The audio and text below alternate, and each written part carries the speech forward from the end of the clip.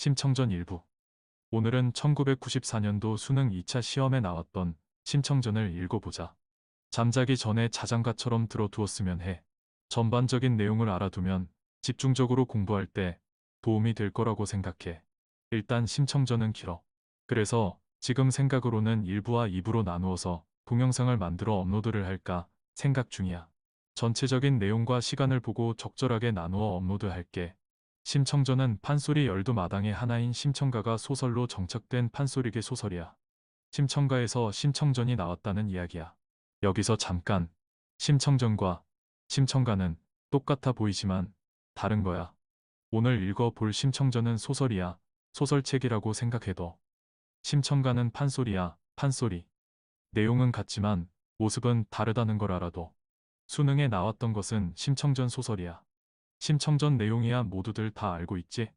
그런데 수능을 대비하면서 유치원 시절이나 초등학생 시절에 읽었던 만화책이나 어린이 동화책 심청전을 생각하면 많은 부분에서 어려움이 있을 거야. 대부분의 참고서에 나오는 심청전 핵심 정리를 한번 해볼까 해. 심청전은 설화소설, 윤리소설, 판소리계 소설이야.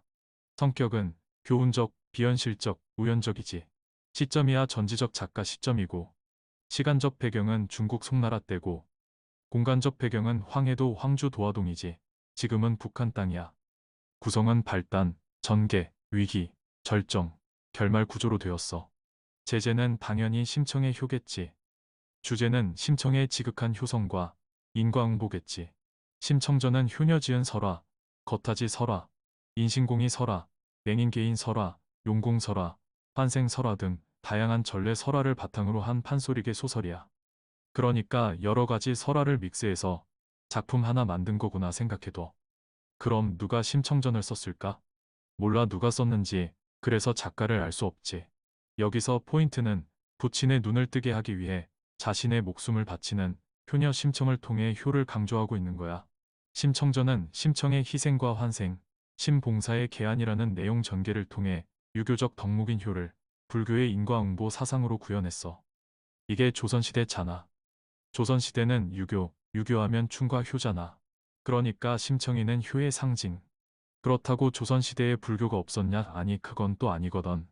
산속에는 절이 있었고 거기 다니는 사람도 있고 오래전부터 내려오던 불교 사상이 있었지. 거기서 나온 것이 인과응보, 쉽게 말해서 효도하면 복받는다, 이런 거야. 비현실적이고 우연적인 사건 전개가 나타나며 유교의 효 사상, 불교의 인과응보 및 윤회 사상, 도교의 신선 사상 등을 배경으로 하고 있어. 도교가 좀 어렵게 느껴지면 산신령 계통 쪽이 나오면 도교 쪽이구나 생각해도. 일단 심청전은 크게 두 부분으로 나뉘어지는데, 심청이 눈먼 아버지를 봉양하고 공양리 300석의 인당수 제물로 팔려가는 현실 세계를 중심으로 펼쳐지는 전반부와, 인당수에 빠졌다가 다시 살아난 심청이 황후가 되어 아버지의 눈을 뜨게 하여 행복하게 살게 된다는 환상적인 이야기 중심의 후반부로 내용이 구분되지. 심청전 경판보는 판소리와 관계가 없이 설화가 소설화된 작품이며, 완판보는 판소리로 불리다가 소설로 정착된 작품으로 본문은 심청전 경판본이야. 쉽게 말해 버전이 두 개 있다는 말이야. 그럼 심청전 일부는 이 정도에서 마무리하고 심청전 일부를 읽어보자. 심청이 눈먼 아버지를 봉양하고 공양리 300석의 인당수 제물로 팔려가는 현실 세계를 중심으로 펼쳐지는 부분이야. 그리고 심청전 2부도 기대해줘. 심청전 일부. 송나라 말년에 황주 도화동에 한 사람이 있었는데 성은 심이고 이름은 학규였다. 대대로 벼슬을 한 집안으로 이름이 났었으나 집안 형편이 기울어져 20살이 못 되어 앞을 못 보게 되니 벼슬 길이 끊어지고 높은 자리에 오를 희망이 사라졌다. 시골에서 어렵게 사는 처지이고 보니 가까운 친척도 없고 게다가 눈까지 어두워서 알아주는 사람은 없었지만 양반의 후예로 행실이 청렴하고 지조가 곧아서 사람들이 모두 군자라고 칭송했다. 그 아내 곽씨 부인은 어질고 지혜로워서 임사 같은 덕행과 장강 같은 아름다움과 옥난 같은 절개를 가졌다. 얘기, 가래 내치편과 주남, 소남 관저시를 모를 것이 없었다. 이웃과 화목하고 아랫사람에게 따뜻하며 집안 살림하는 솜씨가 빈틈이 없었으며 백이 숙지처럼 청렴하고 안연처럼 가난하게 살았다. 물려받은 재산 없이 집 한 칸에 많지 않은 세간살이로 끼니조차 있기 힘들었다. 들에는 논밭이 없고 행랑에는 종이 없어 가련하고 어진 곽씨 부인 몸소 품을 팔아 삭바느질을 했다. 관대 도포행의 창의 직령이며 섭수 쾌자 중추막과 남녀 의복 잔누비질, 상침질 외올뜨기, 고도 누비 소골리기, 빨래하여 풀먹이기, 여름 의복 한삼, 고해, 망검 꾸미기, 가끈 접기, 비자 단추 토수 보선 행전, 줌치 쌈지 데님 허리띠, 약주머니 붉기, 휘양 복권 풍채 청이, 갖은 금침 백앤모의 쌍원항, 수 녹히며 오사모사 각대 흉배의 항 녹히와 초상난 집 원삼 제복, 질삼 선주 궁초 공간, 수주 남는 갑사 운문 토주, 분주 명주 생초 tun경이며 북포 황저포 춘포 문포 제출이며 삼배 백저 극상쇠 목자기와 혼인 장례 큰일 칠 때 음식 장만, 갖은 중계하기, 백상 과절 신설로며 종이 접기 과일 고이기와 잔치상의 음식 차리기, 청홍 황백 침향 염색하기를 1년 360날 하루 한시도 놀지 않고 손톱 발톱 자자지게 품을 팔아 모을 적에 푼을 모아 돈을 짚고 돈을 모아 양을 만들어 일수놀이 장리변으로 이웃집 착실한데 빛을 주어 실수 없이 받아들여 봄 가을 올리는 제사와 앞 못 보는 가장 공경 사절 의복 아침 저녁 반찬과 입에 맞는 갖은 별미 비위 맞춰 지성 공경 언제나 한결같으니 위아랫 마을 사람들이 곽씨 부인 음전하다고 칭송했다. 하루는 신봉사가 말했다. 여보, 마누라. 예의. 사람이 세상에 생겨 부부야 누군들 없겠소마는 전생에 무슨 은혜로 이승에 부부되어 앞 못 보는 나를 위해 잠시도 놀지 않고 밤낮으로 벌어다가 어린아이 받들듯이 행여 배고플까 행여 추워할까 의복 음식 때 맞추어 극진히 공양하니 나는 편하다 하겠지만 마누라 고생하는 일이 도리어 편치 못하니 이제부터는 나한테 너무 마음 쓰지 말고 사는 대로 살아갑시다. 우리 나이 40이 되도록 슬아에 자식이 없어 조상 제사를 끊게 되었으니 죽어 저승에 간들 무슨 면목으로 조상을 배우며 우리 부부 신세를 생각하면 죽어서 장례를 치를 일이나 해마다 돌아오는 제삿날에 밥 한 그릇 물 한 모금 그 누가 차려주겠소. 명산대찰에 공이나 들여보아 다행히 눈먼 자식이라도 아들이고 딸이고 간에 낳아보면 평생 한을 풀 것이니 지성으로 빌어보시오. 곽씨가 대답했다. 옛글에 이르기를 불효한 일이 3000가지나 되지만 그 가운데 자식 못 낳는 일이 가장 크다고 했으니 우리에게 자식 없음은 다 저의 탓이라 마땅히 내쫓을 일인데도 당신의 넓으신 덕택으로 지금까지 살아오고 있습니다.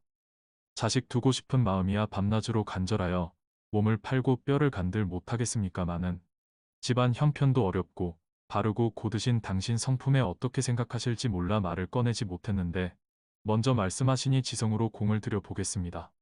그러고는 품팔아 모은 재물로 온갖 공을 다 드렸다.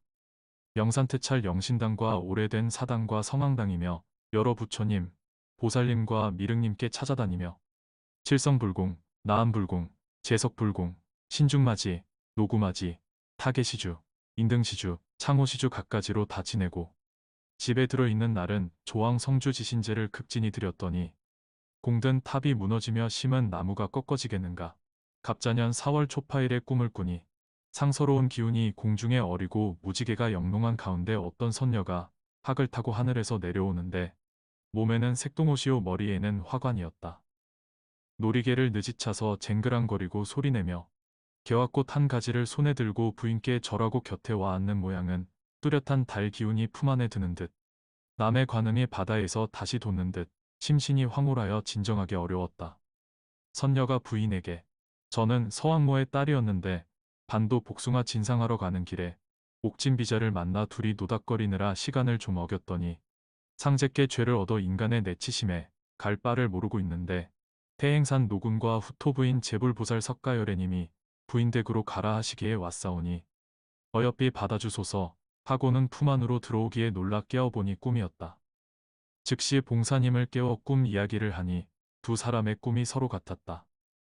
그날 밤에 어찌했던지 과연 그 달부터 태기가 있었다. 곽씨 부인 마음을 어질게 가지고 바르지 않은 자리에는 앉지를 않고 깨끗하지 않은 음식은 먹지를 않으며 음탕한 소리는 듣지를 않고 나쁜 것은 보지를 않으며 가장자리에는 서지를 않고 삐뚤어진 자리에는 눕지를 않았다. 이렇게 하면서 10달이 되니 하루는 해산기가 있었다. 에고 배야, 에고 허리야.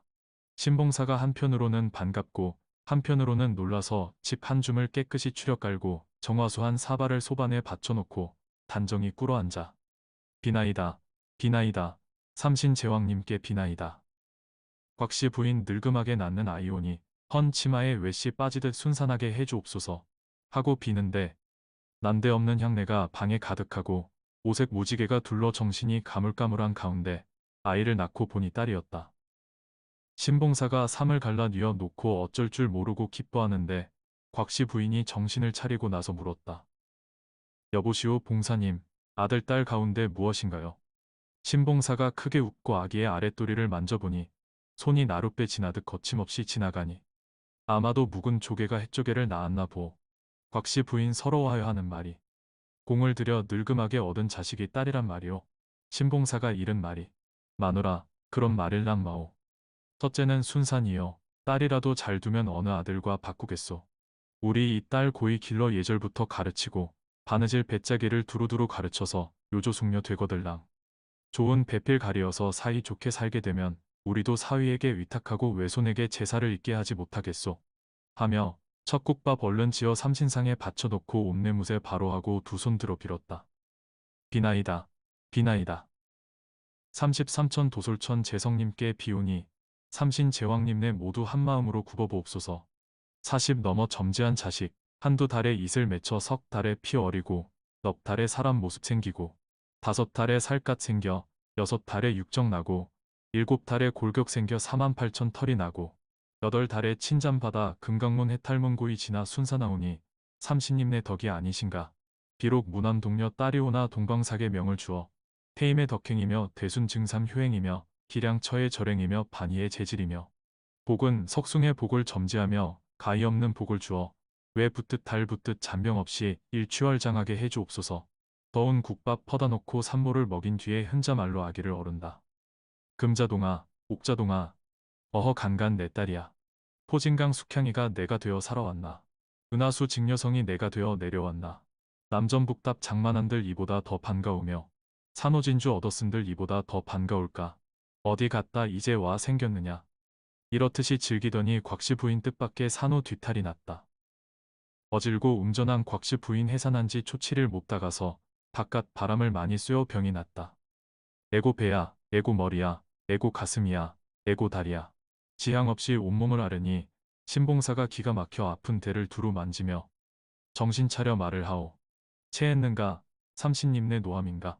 병세가 점점 위중하니 신봉사가 겁을 내어 건너 마을 성생원을 모셔다가 진맥한 후에 약을 쓸제. 천문동 맹문동 바나 진피 계피 백복 염소 역방풍 시오 계지. 행인 도인 신농시 장백초로의 약을 쓴들 죽을 병에는 약이 없는 법이라. 병세 점점 깊어져서 속절없이 죽게 되니 곽씨 부인도 살지 못할 줄 알고 남편의 손을 잡고 봉사님 후유 한숨 길게 쉬고 우리 둘이 서로 만나 백년해로 하려 하고 가난한 살림살이의 앞 못 보는 가장을 소홀히 하면 불편할까 걱정되어 아무쪼록 뜻을 받아 받들고자 하여 추위 더위 가리지 않고 아랫동네 윗동네로 다니면서 품을 팔아 밥도 받고 반찬도 얻어 식은 밥은 내가 먹고 더운 밥은 남군 들여 배고프지 않고 춥지 않게 극진히 공경해 왔는데 천명이 그뿐인지 인연이 끊겨 그러한지 하리롭게 되었군요. 눈을 어찌 감고 갈까. 이라서 헌 옷 지어주며 만난 음식 이라서 권하리오. 내가 한번 죽어지면 눈 어둔 우리 가장 사고 묻힌 혈혈 단신 의탁할 곳이 없어. 바가지 손에 들고 지팡막대 부여잡고 때 맞추어 나가다가 구렁에도 빠지고 돌에도 채여 엎풀어져서 신세 한탄 우는 양은 눈으로 보는 듯 집집마다 찾아가서 밥 달라는 슬픈 소리 귀에 쟁쟁 들리는 듯 나 죽은 뒤 혼백인들 차마 어찌 듣고 보며 영산대철 신공 들여 40에 낳은 자식 젖 한 번도 못 먹이고 얼굴도 채 못 보고 죽는단 말이오. 전생에 무슨 죄로 이 승에 생겨나서 어미 없는 어린 것이 뉘 젖 먹고 자라나며 가장의 일신도 주체 못하는데 또 저것을 어찌하며 그 모양 어찌할까. 멀고 먼 황천길에 눈물 겨워 어찌 가며 앞이 막혀 어찌 갈까. 저 건너 이동지 집에 돈 10냥 맡겼으니 그 돈 10냥 찾아다가 초상에 보태 쓰고 광 안에 양식 해산쌀로 두었으나 못다 먹고 죽게 되니 나의 사정 절박하오. 첫 상망이나 지낸 뒤에 두고 양식하옵고 진어사댁 관복 한 벌 흉배학을 놓다 못다 하고 보에 싸서 아래에 농에 넣었으니 나 죽어 초상 뒤에 찾으러 오거든 염려 말고 내어주고 건넌 마을 귀덕엄이 내게 절친하게 다녔으니 어린아이 안고 가서 젖을 먹여달라 하면 결코 괄세하지 않을 테니 천행으로 이 자식이 죽지 않고 자라나서 제 발로 걷거든 앞세우고 길을 물어 내 무덤 앞에 찾아와서 너의 죽은 어머니 무덤이다 하고 가르쳐 모녀 상면하면 혼이라도 원이 없겠어요. 천명을 어길 길이 없어 앞 못 보는 가장에게 어린 자식 맡겨두고 연결하고 돌아가니 난군의 귀하신 몸 애통하여 상하지 말고 천만 보중하셔요. 이승에서 못다한 인연 다시 만나 이별 말고 사십시다. 에고 잊은 게 있네요. 저 아이 이름을 심청이라 지어주고 나 끼던 옷가락지 이 함 속에 있으니 심청이 잘하거든 날 본듯이 내어주고 나라에서 내려주신 돈 수복강령 태평한락 양편에 새긴 돈을 고운비단 주머니에 주홍당사 벌 매듭끈을 달아두었으니 그것도 내어 채워주셔요. 하고 잡았던 손을 뿌리치고 한숨 짓고 돌아누워 어린아이를 잡아당겨 낯을 한데 문지르며 혀를 끌끌 차며 천지도 무심하고 귀신도 야속하다. 내가 진작 생기거나 내가 좀 더 살거나 너 낳자 나 죽으니 가없는 이 서름을 너로 하여 풍개하니 죽는 어미 사는 자식 생사간에 무슨 죄냐. 네 전 먹고 살아나며 네 품에서 잠을 자리. 에고 아가 내 전 마지막 먹고 어서 자라거라. 두 줄기 눈물에 낯이 젖는다. 한숨 지어 부는 바람 소설바람 되어 있고 눈물 맺어 오는 비는 보슬비가 되어 있다. 하늘은 나직하고 검은 구름 자욱한데 수풀에 우는 새는 둥지에 잠이 들어 고요히 머무르고 시내에 도는 물은 돌돌돌 소리내며 흐느끼듯 흘러가니 하물며 사람이야 어찌아니 서로하리. 딸꾹질 두세 번에 숨이 덜컥 지니 신봉사가 그제야 죽은 줄 알고 에고 마누라 참으로 죽었는가 이게 웬일인고 가슴을 꽝꽝 두드리며 머리를 탕탕 부딪히며 내리 궁글치궁글며 엎어지며 자빠지며 발구르며 슬퍼하며 여보 마누라 그대 살고 내가 죽으면 저 자식을 키울 것을 내가 살고 그대 죽어 저 자식을 어찌 키우잔 말이오. 에고 오진 목숨 살자 하니 무엇을 먹고 살며 함께 죽자 한들 어린 자식 어찌할까. 에고 동지 섣달 찬 바람에 무엇 입혀 키워내며 달은 지고 어두운 빈 방 안에 전 먹자 우는 소리 이 전 먹여 살려낼까. 마오마오 제발 덕분 죽지 마오. 평생 정한 뜻이 같이 죽어 한데 묻히자더니 염나국이 어디라고 날 버리오 저것 두고 죽는단 말이오. 인제 가면 언제 오리. 에고 겨울 지나 봄이 되면 친구 따라 오려는가. 여름 지나 가을 되면 달을 따라 오려는가. 꽃도 졌다 다시 피고 해도 졌다 독꽃만은 우리 마누라 가신 데는 가면 다시 못 오는가. 하늘나라 요지연의 서왕모를 따라갔나. 월궁 항아짝이 되어 약을 찾아 올라갔나. 황능묘 두 부인께 회포 풀러 올라갔나. 회사정에 통곡하던 사시 부인 찾아갔나. 나는 니를 찾아갈까. 에고 서론지고 이렇듯이 애통할 제 도화동 사람들이 남녀노소 없이 모여 눈물을 흘리며 하는 말이 음전하던 곽씨 부인 불쌍히도 죽었구나. 우리 동네 백여 집이 십시일반으로 장례나 치러주세. 공론이 모아져서 수의와 관을 마련하여 양집 아른 곳을 가리어서 사흘 만에 장례할 제 슬픈 소리로 상두가를 불렀다. 원어리 넘차 원어 북망산이 멀다더니 건너산이 북망일세. 원어리 넘차 원어 황천길이 멀다더니 방문 바퀴 황천이라. 원어 불쌍하다 곽씨 부인 행실도 음전하고 재질도 기이터니 늑도 점도 아니해서 연결종천 하였구나. 원어리 넘차 원어 어하 원어 이리저리 건너갈제 신봉사 거동 보니 어린아이 강보에 싼 채 귀덕엄이 맡겨두고 지팡막대 흩어 짚고 놈틀밭을 쫓아와서 상여 뒷채 부여잡고 목은 쉬어 크게 울진 못하고 여보 마누라 내가 죽고 마누라가 살아야 어린 자식 살려내지 천하천지 몹쓸 마누라 그대 죽고 내가 살아 초치를 못다간 어린 자식 앞 못 보는 내가 어찌 키워낼꼬. 에고 설계 울면서 산소에 당도하여 안장하고 봉분을 다한 뒤에 신봉사가 제를 지내는데 서러운 심정으로 제문지어 읽었다. 아 부인이여 부인이여 그토록 음전하던 부인이여 그 누군들 따를 수가 있으리오. 한평생 같이 살자 기약하고 급히 떠나 어디로 갔소. 이 아이를 남겨두고 떠나가니 이것을 어찌 길러내며 한 번 가면 못 돌아올 저승에서 어느 때나 오려는가. 깊은 산에 묻혀 있어 자는 듯이 누웠으니 말 못하고 조용하니 보고 듣기 어려워라. 눈물 흘러 옷깃 적셔 젖는 눈물 피가 되고 애끓는 마음으로 빌어본들 살 길이 전혀 없다. 그대의 생각 간절하나 바라본들 어이하며 그대 잃고 탄식하니 뉘를 의지하잔 말가. 백양나무 다리 지니 사는 적막밤 깊은데 울음소리 들리는 듯 무슨 말을 하소한들. 이승 저승 길이 달라 그니라서 위로하리. 후세에나 만나려나 이승에는 한이 없네. 변변찮은 재물이나 많이 먹고 돌아가오. 재문을 막 읽더니 숨이 넘어갈 듯하여. 에고 에고. 이게 웬일인고. 가오 가오. 날 버리고 가는 부인 타나여 무엇하리. 황천으로 가는 길에 주막이 없으니 네 집에 자고 가리. 가는 대나 내게 일러주오.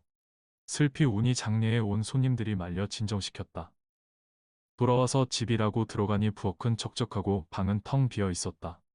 어린아이 데려다가 횡댕그러진 빈 방 안에 태백산 갈가마귀 개발 물어 던진 듯이 홀로 누웠으니 마음이 온전하리.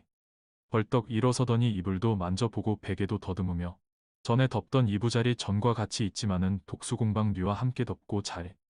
농짝도 쾅쾅 치며 바느질 상자도 덥석 만져보고 머리 빗던 빗도 핑등거리 던져도 보고 받은 밥상도 더듬더듬 만져보고 부엌을 향하여 공연히 불러도 보며 이웃집 찾아가서 공연히 우리 마누라 여기 왔쏨 물어도 보고 어린아이 품에 품고 너의 어머니 무상하다. 너를 두고 죽었지? 오늘은 젖을 얻어먹었으니 내일은 네 집에 가 젖을 얻어먹여 올까. 에고 에고 야속하고 무상한 귀신이 우리 마누라를 잡아갔구나. 이렇게 애통하다가 마음을 돌려 생각하기를 죽은 사람은 다시 살아올 수 없는 법이라. 할 수 없으니 이 자식이나 잘 키워내리라. 하고 어린아이 있는 집을 차례로 물어 동량젖을 얻어 먹일 적에 눈 어두워 보지는 못하고 귀는 밝아 눈치로 가늠하고 앉았다가 아침 해가 도들적에 우물가에서 들리는 소리 얼른 듣고 나서면서 여보시오 아주머님, 여보 아씨님네, 이 자식 젖을 좀 먹여주오. 나를 본들 어찌하고 우리 마누라 살았을 제 인심으로 생각한들 차마 어찌 괄시하겠으며 어미 없는 어린 것이 불쌍하지 아니하오. 댁내 귀하신 아기 먹이고 남은 젖 한 통 먹여주시오. 하니 미안히 먹여주리. 또 6, 7월 김매는 여인 쉬는 참 찾아가서 애걸하여 얻어 먹이고 또 시냇가에 빨래하는 데도 찾아가면 어떤 부인은 달래다가 따뜻이 먹여주며 훗날도 찾아오라 하고 또 어떤 여인은 이제 막 우리 아기 먹였더니 젖이 없구만요 했다. 젖을 많이 얻어 먹여서 아기 배가 볼록하면 신봉사가 좋아라 하고 양지발은 언덕 밑에 쪼그려 앉아 아기를 어루었다. 아가 자느냐? 아가 웃느냐? 어서 커서 너의 어머니같이 어질고 똑똑하여 효행 있어 아비에게 귀한 일을 보여라. 어느 할머니 있어 보아주며 어느 외가 있어 맡길 소냐. 하루라도 아이를 맡길 사람이 없어서 아이 젖을 얻어 먹여 뉘어 놓은 뒤에 사이사이 동냥할 제 삼배 전대 두 동지어 한 머리는 쌀을 받고 한 머리는 벼를 받아 모으고 장날이면 가게마다 다니며 한 푼 두 푼 얻어 모아 아이 간식거리로 갱엿이나 홍합도 샀다. 이렇게 살면서 매월 초하루 보름과 소상, 대상, 기제사를 염려 없이 지냈다. 심청이는 장래 귀이 될 사람이라 천지 귀신이 도와주고 여러 부처와 보살이 남몰래 도와주어 잔병 없이 자라나서 제 발로 걸어다니며 어린 시절을 지났다. 무정한 세월은 물 흐르듯하여 어느덧 67살이 되니 얼굴이 아름답고 행동이 민첩하고 효행이 뛰어나고 소견이 탁월하고 인자함이 기리니라. 아버지의 조석 공양과 어머니의 제사를 법도대로 할 줄 아니 미에 아니 칭찬하리. 하루는 아버지께 여쭈었다. 까마귀 같은 새 짐승도 저녁이 되면 먹을 것을 물어다가 제 어미를 먹일 줄 아는데 하물며 사람이 새 짐승만 못하겠어요. 아버지 눈 어두우신데 밥 빌러 가시다가 높은 데, 깊은 데와 좁은 길로 여기저기 다니다가 엎어져서 상하기 쉽고 비바람 부는 궂은 날과 눈설이 치는 추운 날이면 병이 나실까 밤낮으로 염려됩니다. 제 나이 67이나 되었는데 낳아서 길러주신 부모 은덕을 이제 갚지 못하면 후에 불행하신 날에 애통한들 갚겠어요. 오늘부터 아버지는 집이나 지키시면 제가 나서서 밥을 빌어다가 끼니 걱정 덜게 해드리겠어요. 신봉사가 웃으며 하는 말이 내 말이 기특하구나. 인정은 그러하나 어린 너를 내보내고 앉아 받아먹는 내 마음은 어찌 편하겠느냐. 그런 말 다시 마라. 심청이 다시 여쭈었다. 자로는 어진 사람으로 백리길에 쌀을 져다 부모를 봉양했고 재영이는 어진 여자였지만 낙양 감옥에 갇힌 아버지를 제 몸 팔아 구해냈다는데 그런 일을 생각하면 사람이 예나 지금이 다르겠어요. 고집하지 마셔요. 신봉사가 옳게 여겨. 기특하다 내 딸아, 효녀로다 내 딸아. 내 말대로 그리하여라. 하고 허락했다. 심청이 이날부터 밥빌러 나설 적에 원산에 해 비치고 앞마을에 연기 나면 헌버선에 대님치고 말기만 남은 배치마 앞 섬 없는 겹조골이 이렁저렁 얽어매고 청목 휘양 둘러쓰고 버선 없이 발을 벗고 뒤축 없는 신을 끌고 헌 바가지 옆에 끼고 노끈 메어 손에 들고 엄동설한 모진 날의 추운 줄을 모르고 이 집 저 집 문 앞 들어가서 간절히 비는 말이 어머니는 세상 버리시고 우리 아버지 눈 어두워 못 보시는 줄 니 모르시겠어요. 십시일반이오니 밥 한 술 덜 잡수시고 주시면 눈 어두운 저의 아버지 시장을 면하겠습니다. 보고 듣는 사람들이 마음에 감동하여 밥 한 술, 김치 한 그릇을 아끼지 않고 주며 먹고 가라 하는 사람이 있으면 심청이 하는 말이 추운 방에 늙으신 아버지가 기다리고 계실 텐데 저 혼자만 먹겠습니까? 어서 밥비 돌아가서 아버지와 함께 먹지요. 이렇게 얻어서 두세 집 밥을 모아서 넉넉하면 급히 돌아와서 방문 앞에 들어서며 아버지 춥고 시장하지 않으셨어요. 오래 기다리셨지요. 여러 집을 다니다 보니 이렇게 더디었어요. 신봉사가 딸을 보내고 마음 둘 데 없어 탄식하다가 이런 소리를 얼른 반겨 듣고 문을 펄쩍 열고 두 손 덥석 잡고 손 시렵지 하며 손을 입에 대고 후를 불며 발도 차다고 어루만지며 혀를 끌끗 차고 눈물을 글썽이며 에고 에고 애달구나 너의 어머니. 무정하다 내 팔자야. 너를 시켜 밥을 빌어먹고 사잔 말이냐. 에고 에고 오진 목숨 부차히 살아서 자식 고생만 시키는구나. 심청의 극진한 효성. 아버지를 위로하기를. 아버지 그런 말씀 마셔요.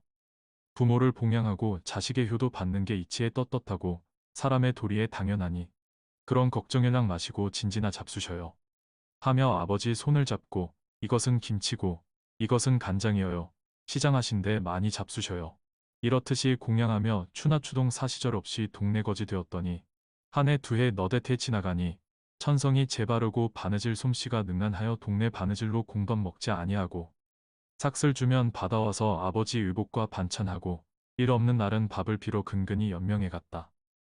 세월이 물 흐르듯 흘러가서 심청의 나이 15살이 되었다. 얼굴이 빼어나고 효행이 뛰어나며 행동이 침착하고 하는 일이 비범하니 타고난 성품이지 가르쳐서 될 일인가. 여자 중에 군자여, 새 중에 봉황이었다. 이러한 소문이 온 이웃에 자자하니 하루는 월명 무릉촌 장승상 댁 시비가 들어와서 부인이 심소절을 부른다 하기에 심청이 아버지께 여쭈었다. 어른이 부르시니 시비를 따라 다녀오겠습니다. 제가 가서 더디더라도 잡수실 진지상을 보아 두었으니 시장하시거든 잡수셔요. 부디 저 오기를 기다려 조심하셔요. 시비를 따라가며 손을 들어 가리키는 대를 바라보니 문 앞에 심은버들 아늑한 마을을 둘러있고 대문 안에 들어서니 왼편의 벽우동은 맑은 이슬이 뚝뚝 떨어져 하게 꿈을 놀래 깨우고 오른편에 선늙은 소나무는 청풍이 건드푸니 늙은 용이 굼틀거리는 듯 중문 안에 들어서니 창 앞에 심은 화초 일년초 복미장은 속 깊이 빼어나고 높은 누각 앞에 부용당은 갈매기가 날고 있는데 연잎은 물 위에 높이 떠서 동실 넓적하고 진경이는 쌍쌍, 금붕어 둥둥, 안중문 들어서니 규모도 굉장하고 대문과 창문에는 무의가 찬란한데 머리가 반쯤 센 부인이 옷매무새 단정하고 살결이 깨끗하여 복스럽게 보였다. 심소절을 보고 반겨하여 손을 쥐며 내가 과연 심청이냐 듣던 말과 같구나 하며 자리에 앉되 한 뒤에 가련한 처지를 위로하고 자세히 살펴보니 타고난 미인이었다. 옷깃을 여미고 앉은 모습은 비개인 맑은 시냇가에 목욕하고 앉은 제비가 사람 보고 놀라는 듯 황홀한 저 얼굴은 하늘 가운데 돋은 달이 수면에 비치었고 바라보는 저 눈길은 새벽빛 맑은 하늘에 빛나는 샛별 같고 두 뺨의 고운 빛은 늦은 봄 산자락에 부용이 새로 핀 듯 두 눈의 눈썹은 초생달 정신이여 흐트러진 머리털은 새로 자란 난초 같고 가지런한 귀밑머리는 매미의 날개라. 입을 벌려 웃는 양은 모라나 한 송이가 하룻밤 비 기운에 피고자 벌어지는 듯 뺀 이를 드러내어 말을 하니 농산의 앵무였다. 부인이 칭찬하기를 전생의 일을 내가 모를 테지만 분명히 선녀로다. 도화동에 내려오니 월궁에 놀던 선녀가 벗 하나를 잃었구나. 오늘 너를 보니 우연한 일 아니로다. 무릉촌에 내가 있고 도화동에 내가 나니 무릉촌에 봄이 들고 도화동에 꽃이 핀다. 천지의 정기를 빼앗으니 비범한 너로구나. 내 말을 들어라. 승상이 일찍 세상을 버리시고 부셋 있는 아들이 서울에 가 벼슬아니 다른 자식 손자 없고 슬아에 재미없고 눈앞에 말벗 없구나. 각 방의 며느리는 아침 저녁 문안한 후 다 각기 제1하니 적적한 빈 방에 대하느니 촛불이요 보느니 책이로다. 너의 신세 생각하니 양반의 후회로 저렇듯 어려우니 어찌 아니 불쌍하랴. 내 수양딸이 되면 살림도 가르치고 글공부도 시켜 친딸같이 길러내어 말년 재미 보려 하니 내 뜻이 어떠하냐. 심소저가 일어나 2번 절하고 여쭈었다. 팔자가 기구하여 태어난 지 이래 안에 어머니가 세상을 버리셔서 눈 어두운 아버지가 동량젓 얻어먹여 겨우 살았습니다. 어머니의 얼굴도 모르는 더할 수 없는 슬픔이 끊일 날이 없기로 저의 부모 생각하여 남의 부모도 공경해 왔습니다.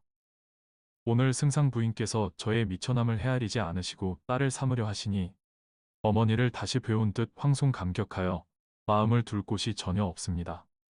부인의 말씀을 좇자하면 몸은 영화롭고 부귀하겠지만 눈 어두우신 우리 아버지 음식 공양과 사철의복이라서 돌보아 드리겠습니까? 낳아서 길러주신 부모님 은혜는 누구에게나 있지만은 저에게는 더욱 남다른 데가 있습니다. 제가 아버지 모시기를 어머니 겸 모시고 아버지는 저를 믿기를 아들 겸 믿사오니 아버지가 아니었다면 제가 이제까지 살았겠습니까? 제가 만일 없게 되면 저의 아버지 남은 수명을 마칠 길이 없을 테니 애틋한 정으로 서로 의지하여 제 몸이 다하도록 길이 모시려 하옵니다. 말을 마치며 눈물이 얼굴에 젖는 모습은 봄바람에 가는 빗방울이 복사꽃에 맺혔다가 점점이 떨어지는 듯하니 부인도 또한 가련하여 등을 어루만지며 효녀로다 내 말이여 마땅히 그래야지. 늙고 정신없는 내가 미처 생각지 못했구나. 그러는 가운데 날이 저무니 심청이 여쭙기를 부인의 크신 덕을 입어 종일토록 모셨으니 이제 날이 저물었기로 급히 돌아가 아버지의 기다리시는 마음을 위로코자 합니다. 부인이 말리지 못하고 아쉬운 마음을 달래며 옷감과 양식을 후이 주어 시비와 함께 보낼 적에 너는 부디 나를 잊지 말고 5년간의 의를 두면 이 늙은이의 다행이 되리라 하니 심청이 대답하기를 부인의 고마우신 뜻이 이러하시니 삼가 그 말씀을 따르도록 하겠습니다 하며 절하며 하직하고 급히 돌아왔다. 이때에 신봉사는 홀로 앉아 심청을 기다릴제 배고파 등에 붓고 방은 추워 턱이 떨어질 지경인데 잘 새는 날아들고 먼 절에서 쇠복 소리 들리니 날 저문 줄 짐작하고 혼자 하는 말이 내 딸 심청이는 무슨 일에 빠져서 날이 저문 줄 모르는고 주인에게 잡히어 못 오는가 저물게 오는 길에 동무에게 붙잡혀 있는가 눈바람에 길 가는 사람 보고 짖는 개소리에 심청이 오느냐 하면서 반기기도 하고 괜히 눈보라가 떨어진 창가에 부딪히기만 해도 행여 심청이 오는 소리인가 하여 반겨 나서면서 심청이 너 오느냐 하고 나가봐도 적막한 빈뜰에 인적이 없으니 공연히 속았구나. 지팡막대 찾아 짚고 사립 밖에 나가다가 한 길 넘은 개천에 밀친 듯이 떨어지니 얼굴에 흑빛이요 의복에 얼음이라. 뒤뚱거리다 도로 더 빠지며 나오자니 미끄러져 할 일 없이 죽게 되어 아무리 소리친들 해는 저물고 행위는 끊겼으니 니라서 건져주리. 그래도 죽을 사람 구해주는 부처님은 곳곳마다 있는 법인지라. 마침 이때 몽운사 화주승이 절을 새로 지으려고 시주책을 둘러매고 내려왔다가 청사는 어둑어둑하고 눈 덮인 들판에 달이 돋아올채 돌밭 비탈길로 절을 찾아가는데 바람결에 애처로운 소리가 들렸다. 사람 살려. 화주승은 자비한 마음에 소리나는 곳을 찾아가니 어떤 사람이 개천에 빠져서 거의 죽게 되었다. 급한 마음에 구절축장과 바랑을 바위 위에 휙 던져두고 굴각과 먹물장삼 실띠 달린 채로 벗어놓고 육날 미투리 행전 데님 버선도 헐헐 벗어놓고 고두 누비 바지 저고리 거듬거듬 훨씬 축혀 올려 급히 뛰어들어 신봉사 고추상투를 덮벅 잡아 들어올려 건져놓으니 전에 보던 신봉사였다. 신봉사가 정신 차려 묻기를 개 뉘시오. 화주승이 대답하기를 몽운사 화주승이요. 그렇지 사람을 살리는 부처로군요. 죽을 사람을 살려주시니 은혜 백골란망이요. 화주승이 신봉사를 업어다 방 안에 앉히고 빠진 까닭을 물었다. 신봉사는 신세를 한탄하다가 전후 사정을 말하니 그 중이 봉사더러 하는 말이 딱하시군요. 우리 절 부처님은 영험이 많으셔서 빌어서 아니 되는 길이 없고 구하면 응답을 주신답니다. 공양미 300석을 부처님께 올리고 지성으로 불공을 드리면 반드시 눈을 떠서 성한 사람이 되어 천지 만물을 보게 될 것입니다. 신봉사가 집안 형편은 생각지 않고 눈 뜬단 말에 혹하여. 그러면 300석을 적어가시오. 화주승이 허허 웃고. 이보시오. 대개 집안 형편을 살펴보니 300석을 무슨 수로 장만하겠소. 신봉사가 홧김에 하는 말이. 여보시오. 어느 쇠아들놈이 부처님께 적어놓고 빈말하겠소. 눈 뜨려다가 앉은뱅이 되게요. 사람을 없이 여겨 그런 걱정일랑 말고 적으시오. 화주승이 바랑을 펼쳐놓고 제일 윗줄 붉은 칸에 심학규쌀 300석 이라 적어 가지고 인사하고 갔다. 그런 뒤에 신봉사는 화주승을 보내고 다시금 생각하니 시주쌀 300석을 장만할 길이 없어 복을 빌려다가 도리어 죄를 얻게 되니 이 일을 어이하리. 이 서름 저 서름 묵은 서름 햇서름이 동무지어 일어나니 견디지 못하여 울음을 운다. 에고 에고 내 팔자야 망령할사 내 일이야. 하느님이 공평하사 부하고 박함이 없건만은 무슨 일로 맹인되어 형세조차 가난하고 1월같이 밝은 것을 분별할 길 전혀 없고 처자 같은 친한 사람 대하여도 못 보겠네. 우리 안에 살았더면 끼니 근심 없을 것을. 다 커가는 딸 자식을 온 동네에 내놓아서 품을 팔고 밥을 빌어 근근히 살아가는 형편에 공양미 300석을 호기 있게 적어놓고 100가지로 생각한들 방법이 없구나. 빈 단지를 기울인들 한돼 곡식되지 않고 장롱을 뒤져본들 한 푼 돈이 어디 있나. 오두막집 팔자한들 비바람 못 피하니 살 사람이 네 있으리. 내 몸을 팔자하니 한 푼 돈도 싸지 않아 내라도 안 사겠네. 어떤 사람 팔자 좋아 눈과 귀가 완전하고 손발이 다 성하며 부부가 해로하고 자손이 그득하며 곡식이 그득하고 재물이 쌓여 있어 써도 못 다 쓰고 아쉬운 것 없건만은 에고 에고 내 팔자야. 나 같은 이 또 있는가. 앉은뱅이 곱사등이 서럽다 하더라도 부모 처자 바로 보고 말 못하는 벙어리가 서럽다 하더라도 천지 만물 볼 수 있네. 한창 일이 탄식할 제 심청이 밥비 와서 아버지 모습 보고 깜짝 놀라 발을 구르면서 온 몸을 두루 만지며 아버지 이게 웬일이어요. 나를 찾아 나오시다가 이런 욕을 보셨나요? 이웃집에 가셨다가 이런 봉변 당하셨나? 춥긴들 오죽하며 부남인들 오죽하리. 승상댁 노부인이 굳이 잡고 만류하여 하다 보니 늦었어요. 승상댁 시비 불러 부엌에 있는 나무로 불 좀 지펴달라 부탁하고 치마폭을 거듬거듬 걷어잡고 눈물 흔적 씻으면서 진지를 잡수셔요. 더운 진지 가져왔으니 국을 먼저 잡수셔요. 손을 끌어 가리키며 이것은 김치고 이것은 자반이어요. 신봉사는 얼굴 가득 근심 띤 빛으로 밥 먹을 뜻이 조금도 없었다. 아버지 웬일이어요? 어디 아파 그러신가요? 더디 왔다고 화가 나서 그러신가요? 아니다. 너 알아 쓸데없다. 아버지 그게 무슨 말씀이어요? 부자간 천륜이야 무슨 험을 있겠어요.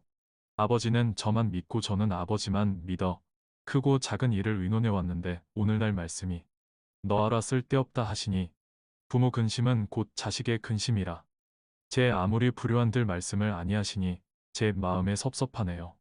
신봉사가 그제야 말하기를 내가 무슨 일로 너를 속이랴만 내가 알게 되면 지극한 너의 마음 걱정만 되겠기로 말하지 못하였다. 아 너를 기다리다 저물도록 안 오기에 하도 갑갑하여 너를 찾아 나가다가 한 길이 넘는 괴천에 빠쳐서 거의 죽게 되었더니 뜻밖의 몽운사 화주승이 나를 건져 살려놓고 하는 말이 공양미 300석을 진심으로 시조하면 생전에 눈을 떠서 천지 만물 보리라 하더구나. 홧김에 적었더니 중을 보내고 생각하니 한 푼 돈, 한 톨 쌀이 없는 터에 300석이 어디서 난단 말이냐. 도리어 후회로구나. 심청이 그 말을 반갑게 듣고 아버지를 위로한다. 아버지 걱정 마시고 진지나 잡수셔요. 후회하면 진심이 못 되옵니다. 아버지 눈을 떠서 천지 만물 보신다면 공양미 300석을 어떻게 해서든지 준비하여 몽운사로 올리시오. 내가 아무리 애를 쓴들 이런 어려운 형편에 어찌할 수 있겠느냐. 심청이 여쭙기를 왕상은 어른께서 잉어를 얻었고 곽거라 하는 사람은 부모 반찬에 놓으면 제 자식이 상머리에 앉아 집어먹는다고 그 자식을 산 채로 묻으려 하다가 그 망아리를 얻어 부모를 봉양했다 합니다. 제 효성이 비록 옛 사람만 못하지만 지성이면 감천이라 하니 공양미는 얻을 길이 있을 테니 깊이 근심 마셔요. 갖가지로 위로하고 그날부터 목욕제게하여 몸을 깨끗이 하며 집을 청소하고 뒷곁에 단을 쌓아 밤이 깊어 사방이 고요할 때 등불을 밝혀놓고 정화수 한 그릇을 떠놓고 북쪽을 향하여 빌었다. 아무 달 아무 날의 심청은 삼가 두 번 절하고 비옵나이다. 천지 일월성신이며 하지우토 산영성왕 오방강신 하백이며 제1의 석가열의 삼금강 칠보살 팔부신장 시방성군 강림도령 차례로 굽어 보옵소서. 하느님이 만드신 해와 달은 사람에게는 눈과 같사옵니다. 해와 달이 없사오면 무슨 분별하겠습니까? 저의 아비 무자생으로 30 안에 눈이 어두워 사물을 못 보오니 아비 허물을 제 몸으로 대신하옵고 아비 눈을 밝혀 주옵소서. 이렇게 빌기를 계속하던 중에 하루는 들으니 남경 장사 뱃사람들이 15살 난 처녀를 사려 한다. 하기에 심청이 그 말을 반겨 듣고 귀도거미를 사이에 넣어 사람 사려 하는 까닭을 물으니 우리는 남경 뱃사람으로 인당수를 지나갈 때 제물로 제사하면 가히 없는 너른 바다를 무사히 건너고 수만 금 이익을 내기로 몸을 팔려 하는 처녀가 있으면 값을 아끼지 않고 주겠습니다. 하기에 심청이 반겨 듣고 나는 이 동네 사람인데 우리 아버지가 앞을 못 보셔서 공양미 300석을 지성으로 불공하면 눈을 떠보리라 하기로 집안 형편이 어려워 장만할 길이 전혀 없어 내 몸을 팔려 하니 나를 사가는 것이 어떠하실런지요. 뱃사람들이 이 말을 듣고 효성이 지극하나 가련하군요 하며 허락하고 즉시 쌀 300석을 몽운사로 날라다 주고 오는 3월 보름날에 배가 떠나기로 되어 있습니다. 하고 가니 심청이 아버지께 여쭙기를 공양미 300석을 이미 실어다 주었으니 이제는 근심치 마셔요. 신봉사가 깜짝 놀라 너 그 말이 웬 말이냐. 심청같이 타고난 효녀가 어찌 아버지를 속이랴마는 어찌할 수 없는 형편이라 잠깐 거짓말로 속여 대답한다. 장승상댁 노부인이 달포 전에 저를 수양딸로 삼으려 하셨는데 차마 허락지 않았습니다. 그러나 지금 형편으로는 공양미 300석을 장만할 길이 전혀 없기로 이 사연을 노부인께 말씀드렸더니 쌀 300석을 내어주시기에 수양딸로 팔리기로 했습니다. 신봉사가 물색도 모르면서 이 말만 반겨 듣고 그렇다면 고맙구나. 그 부인은 한나라 재상의 부인이라 아마도 다르리라. 복을 많이 받겠구나. 저러하기에 그 아들 삼형제가 벼슬길에 나아갔나 보구나. 그나저나 양반의 자식으로 몸을 팔았단 말이 듣기에 고의하다마는 장승상댁 수양딸로 팔린 거야 어떻겠느냐. 언제 가느냐? 다음 달 보름날에 데려간다 합디다. 그 일 매우 잘 되었다. 심청이 그날부터 곰곰 생각하니 눈 어두운 백발아비 영 이별하고 죽을 일과 사람이 세상에 나서 15살에 죽을 일이 정신이 아득하고 이래도 뜻이 없어 시금을 전폐하고 근심으로 지내다가 다시금 생각하기를 엎질러진 물이요 쏘아 놓은 화살이다. 날이 점점 가까워오니 생각하기를 이러다간 안 되겠다. 내가 살았을 제 아버지 의복 빨래나 해두리라 하고 춘추 의복 상침 겹것 하절 의복 한섬 고이 박아 지어 들여놓고 동절 의복 솜을 넣어 보에 싸서 농에 넣고 청목으로 가끈 접어갓에 달아 벽에 걸고 망건 꾸며 당줄 달아 걸어두고 배 떠날 날을 헤아리니 하룻밤이 남아있다. 밤은 깊어 삼경인데 은하수 기울어졌다. 촛불을 대하여 두 무릎을 마주 꿇고 머리를 숙이고 한숨을 길게 쉬니 아무리 효녀라도 마음이 온전하겠는가. 아버지 버선이나 마지막으로 지으리라 하고 바늘에 실을 꿰어드니 가슴이 답답하고 두 눈이 침침 정신이 아득하여 하염없는 울음이 가슴 속에서 솟아나니 아버지가 깰까 하여 크게 울지는 못하고 끄느끼며 얼굴도 대어보고 손발도 만져본다. 날 볼 날이 몇 밤인가. 내가 한번 죽어지면 누굴 믿고 사실까. 애달다 우리 아버지. 내가 철을 알고 나서 밥 빌기를 놓으시더니 내일부터라도 동네 거지 되겠으니 눈치인들 오죽하며 멸시인들 오죽할까. 무슨 험한 팔자로서 초치를 아내 어머니 죽고 아버지조차 이별하니 이런 일도 또 있을까? 저문 날에 구름 일 때 소통천의 모자 이별, 수육꽃 꽃놀이에 근심하던 용산의 형제 이별, 타향살이 서러하던 위성의 친구 이별, 전쟁터에 님을 보낸 오희월녀 부부 이별. 이런 이별 많건만은 살아 당한 이별이야. 소식들을 날이 있고 만날 날이 있건만은 우리 부녀 이별이야. 어느 날에 소식 알며 어느 때에 또 만날까. 돌아가신 어머니는 황천으로 가 계시고 나는 이제 죽게 되면 수궁으로 갈 것이니 수궁에서 황천 가기 몇만 리, 몇천 리나 되는고 모녀상면 하려 한들 어머니가 나를 어찌 알며 내가 어찌 어머니를 알리. 묻고 물어 찾아가서 모녀상면 하는 날에 응당 아버지 소식을 물으실 테니 무슨 말씀으로 대답하리. 오늘 밤 새벽대를 함지에다 머물게 하고 내일 아침 돋는 해를 부상지에다 메어두면 가련하신 우리 아버지 좀 더 모셔 보련마는 날이 가고 달이 가니 니라서 막을 소냐. 애고 서론지고 천지가 사정 없어 이윽고 닭이 우니 심청이 하릴 없어. 다가다가 우지 마라. 제발 덕분에 우지 마라. 반야 진관에서 닭울음 기다리던 맹상군이 아니로다. 내가 울면 날이 새고 날이 새면 나 죽는다. 죽기는 설자나도 의지 없는 우리 아버지 어찌 잊고 가잔 말이냐. 어느덧 동방이 밝아오니 심청이 아버지 진지나 마지막 지어드리리라 하고 문을 열고 나서니 벌써 뱃사람들이 살인문 밖에서 오늘이 배 떠나는 날이 오니 수익하게 해주시오 하니 심청이 이 말을 듣고 얼굴빛이 없어지고 손발에 맥이 풀리며 목이 메고 정신이 어지러워 뱃사람들을 겨우 불러 여보시오 선인네들 나도 오늘이 배 떠나는 날인 줄 이미 알고 있으나 내 몸 팔린 줄을 우리 아버지가 아직 모르십니다. 만일 아시게 되면 지레 야단이 날 테니 잠깐 기다리면 진지나 마지막으로 지어 잡수시게 하고 말씀 여쭙고 떠나게 하겠어요. 하니 뱃사람들이 그리 하시지요. 하였다. 심청이 들어와 눈물로 밥을 지어 아버지께 올리고 상머리에 마주 앉아 아무쪼록 진지 많이 잡수시게 하느라고 자반도 떼어 입에 넣어드리고 김쌈도 싸서 수저에 놓으며 진지를 많이 잡수셔요. 신봉사는 철도 모르고 야 오늘은 반찬이 유난히 좋구나. 네 집 제사 지냈느냐. 그날 밤에 꿈을 꾸었는데 부자가는 천륜지간이라 꿈에 미리 보여주는 바가 있었다. 아가 이상한 일도 있더구나. 간밤에 꿈을 꾸니 내가 큰 수레를 타고 한없이 가보이더구나. 수레라 하는 것이 귀한 사람이 타는 것인데 우리 집에 무슨 좋은 일이 있으란가 보다. 그렇지 않으면 장승상 댁에서 가마태워 갈란가 보다. 심청이는 저 죽을 꿈인 줄 짐작하고 둘러대기를 그 꿈 참 좋습니다. 하고 진지상을 물려내고 담배 태워드린 뒤에 밥상을 앞에 놓고 먹으려 하니 간장이 썩는 눈물은 눈에서 솟아나고 아버지 신세 생각하며 저 죽을 일 생각하니 정신이 아득하고 몸이 떨려 밥을 먹지 못하고 물렸다. 그런 뒤에 심청이 사당에 하직하려고 들어갈 때 다시 세수하고 사당문을 가만히 열고 하직 인사를 올렸다. 못난 여손 심청이는 아비 눈뜨기를 위하여 인당수 제물로 몸을 팔려가오매 조상 제사를 끊게 되오니 사모하는 마음을 이기지 못하겠습니다. 울며 하직하고 사당문 닫은 뒤에 아버지 앞에 나와 두 손을 부여 잡고 기절하니 신봉사가 깜짝 놀라 아가 이게 웬일이냐 정신 차려 말하거라. 심청이 여쭙기를 제가 못난 딸 자식으로 아버지를 속였어요. 공양미 300석을 누가 저에게 주겠어요.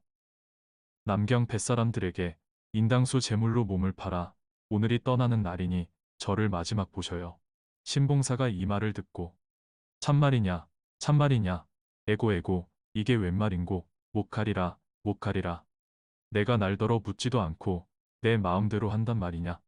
내가 살고 내가 눈을 뜨면 그는 마땅히 할 일이나 자식 죽여 눈을 뜬들 그게 차마 할 일이냐. 너의 어머니 늦게야 너를 낳고 초일에 아내 죽은 뒤에 눈 어두운 늙은 것이 품 안에 너를 안고 이 집 저 집 다니면서 구차한 말 해가면서 동량젓 얻어먹여 이만치 자랐는데 내 아무리 눈 어두우나 너를 눈으로 알고 너의 어머니 죽은 뒤에 걱정 없이 살았더니 이 말이 무슨 말이냐. 마라 못하리라. 아내 죽고 자식 잃고 내 살아서 부었다리. 너하고 나하고 함께 죽자. 눈을 팔아 너를 살 터에 너를 팔아 눈을 뜬들 무엇을 보려고 눌릴들이. 어떤 놈의 팔자길래 사공지수 된단 말이냐. 내 이놈 상놈들아. 장사도 좋지만은 사람 사다 제사하는 데 어디서 보았느냐. 하느님의 어지심과 귀신의 밝은 마음 앙화가 없겠느냐. 눈 먼 놈의 무남 동료. 철 모르는 어린아이 나 모르게 유인하여 값을 주고 산단 말이냐. 돈도 싫고 쌀도 싫다. 내 이놈 상놈들아. 옛글을 모르느냐. 7년 대한 감을 적에 사람으로 빌라 하니. 탕임금 어지신 말씀. 내가 지금 비는 바는 사람을 위함인데 사람 죽여 빌 양이면 내 몸으로 대신하리라. 몸소 희생되어 몸을 정의하여 상임들에 빌었더니 수천리 너른 땅에 큰 비가 내렸느니라. 이런 일도 있었으니 내 몸으로 대신 감이 어떠하냐. 여보시오 동네 사람 저런 놈들을 그저 두고 보. 심청이 아버지를 붙들고 울며 위로하기를 아버지 할 수 없어요. 저는 이미 죽지만은 아버지는 눈을 떠서 밝은 세상 보시고 착한 사람 구하셔서 아들 낳고 딸을 낳아 후사나 전하고 못난 딸 자식은 생각지 마시고 오래오래 평안히 계십시오. 이도 또한 천명이니 후회한들 어찌하겠어요. 뱃사람들이 그 딱한 형편을 보고 모여 앉아 공론하기를 심소저의 효성과 신봉사의 일생 신세 생각하여 봉사님 굶지 않고 헐벗지 않게 한 살림을 꾸며주면 어떻겠소. 그 말이 옳소. 하고 쌀 200석과 돈 300냥이며 무명 300각 한 봉씩 마을에 들여놓고 동네 사람들을 모아 당부하기를 쌀 200석과 돈 300냥을 착실한 사람 주어 실수 없이 온전하게 늘려 신봉사에게 바칩시다. 300석 가운데 20석은 올해 양식으로 제하고 나머지는 해마다 빚을 주어 이자를 받으면 양식이 넉넉할 테고 명배 3배로는 사철 의복 장만에 드리기로 하고 이런 내용을 관청에 공문으로 보내고 마을에도 알립시다. 구별을 다 짓고 나서 심소절을 가자 할 때 무릉촌 장승상댁 부인이 그제야 이 말을 듣고 급히 시비를 보내어 심소절을 부르기에 소저가 시비를 따라가니 승상 부인이 문 밖에 내달아 소저의 손을 잡고 울며 말했다. 내 이 무상한 사람아. 나는 너를 자식으로 알았는데 너는 나를 어미같이 알지를 않는구나. 쌀 300석에 몸이 팔려 죽으러 간다 하니 효성이 지극하다마는 내가 살아 세상에 있어 하는 것만 같겠느냐. 나와 의논했더라면 진작 주선해 주었지. 쌀 300석을 이제라도 다시 내어줄 것이니 뱃사람들 도로 주고 당치 않은 말 다시 말라. 하시니 심소저가 여쭈었다. 당초에 말씀 못 드린 것을 이제야 후회한들 무엇하겠습니까? 또 한 부모를 위해 공을 들일 양이면 어찌 남의 명분 없는 재물을 바라며 쌀 300석을 도로 내어주면 뱃사람들 일이 낭패이니 그도 또한 어렵고 남에게 몸을 허락하여 약속을 정한 뒤에 다시 약속을 어기면 못난 사람들 하는 짓이니 그 말씀을 따르지 못하겠습니다. 하물며 값을 받고 몇 달이 지난 뒤에 차마 어찌 낯을 들어 무슨 말을 하겠습니까? 부인의 하늘 같은 은혜와 착하신 말씀은 저승으로 돌아가서 결초보온하겠습니다. 하고 눈물이 옷깃을 적시니 부인이 다시 보니 엄숙한지라 할 일 없이 다시 말리지 못하고 놓지도 못했다. 심소저가 울며 여쭙기를 부인은 전생에 나의 부모라. 어느 날에 다시 모시겠어요. 글 한 수를 지어 정을 펴오니 보시면 아실 것입니다. 부인이 반기어 종이와 붓을 내어주니 붓을 들고 글을 쓸제 눈물이 비가 되어 점점이 떨어지니 송이송이 꽃이 되어 그림 족자였다. 안방에 걸고 보니 그 글은 이러했다. 생기사귀 일문간에 견정아 필루 잠잠이랴마는 세간의 최유단장 처하니 초록강남인 미환을 이 글뜻은 사람의 죽고 사는 게 한 꿈속이니 정에 끌려 어찌 굳이 눈물을 흘리랴마는 세간에 가장 애끓는 곳이 있으니 풀 돋는 강남에 사람이 돌아오지 못하는 일이라. 부인이 재산 붙들다가 글 짓는 것을 보시고 너는 과연 세상 사람 아니로다. 글은 진실로 선녀로다. 분명 인간의 인연이 닿하여 상제께서 부르시니 내 어이 피할 소냐. 내 또한 이 운에 맞추어 글을 지으리라. 하고 글을 써주었다. 무단풍의 아래 흔하니 취송명화가 카문고 적과인 간천 필려나사 강피부모단 정은을 이 글뜻은 이러하다. 난데없는 비바람 어둠 밤에 불어오니 아름다운 꽃 날려서 네 집문에 떨어지나 인간의 귀양살이 하늘이 정하셔서 아비와 자식으로 하여금 정을 끊게 하는구나. 심소저가 그 글을 품에 품고 눈물로 이별하니 차마 보지 못할 지경이었다.